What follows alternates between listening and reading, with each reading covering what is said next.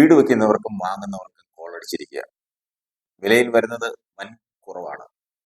കേന്ദ്ര സർക്കാർ നടപ്പാക്കിയ GST പരിഷ്കാരങ്ങൾ അവശ്യ സാധനങ്ങളുടെ വില ഗണ്യമായി കുറയുന്നു. പലതിന്റെയും വിലക്കുറവുകൾ പ്രഖ്യാപിച്ചു കഴിഞ്ഞു. കെട്ടിട നിർമ്മാണ മേഖലയ്ക്കും ആശ്വാസകരമാണ് GSTയുടെ പരിഷ്കരണം.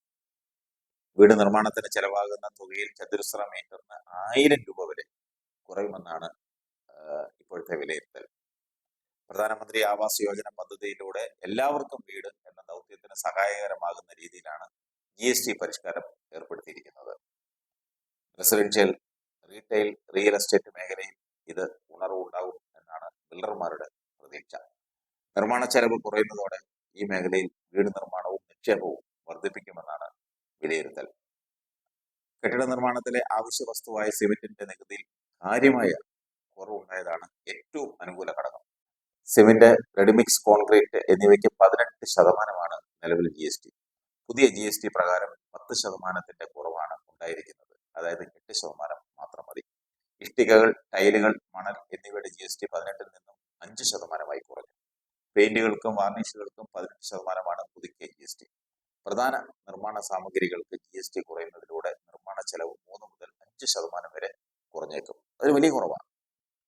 പുതിയ വീടുകൾ വാങ്ങുമ്പോൾ ഇപ്പോഴത്തെ വിലയിൽ നിന്ന് 115% വരെ വില കുറയുമെന്നാണ് വിലയിരുത്തുന്നത്. അങ്ങനെയാണ് ഈ ബിൽഡർമാർ പങ്കുവയ്ക്കുന്നത്.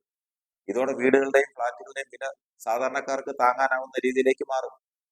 ഒരുപാടങ്ങ് കുറയും. അതേസമയം ലക്ഷറി പ്രീമിയം പ്രോപ്പർട്ടികളുടെ വിലയും നിർമ്മാണ സാമഗ്രികളുടെ വിലയും ഉണ്ടാകുന്ന കുറവ് പ്രതിഫലിക്കില്ലെന്നും റിപ്പോർട്ടുകളുണ്ട്.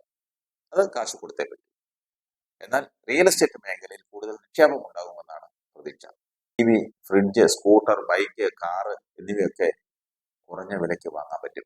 നിത്യോപയോഗ സാധനങ്ങൾക്കും കൺസ്യൂമർ ഉൽപ്പന്നങ്ങൾക്കും 5% ആകുമ്പോൾ ഇലക്ട്രിക് ഉൽപ്പന്നങ്ങൾക്ക് 18% കുറയും. കാറുകളുടെ വമ്പൻ ഓഫറുകൾ എല്ലാ കമ്പനികളും പ്രഖ്യാപിച്ചു കഴിഞ്ഞു. ഏറ്റവും കുറഞ്ഞത് 40,000 രൂപ മുതൽ 30 ലക്ഷം രൂപ വരെ കുറവാണ് വിവിധ കമ്പനികൾ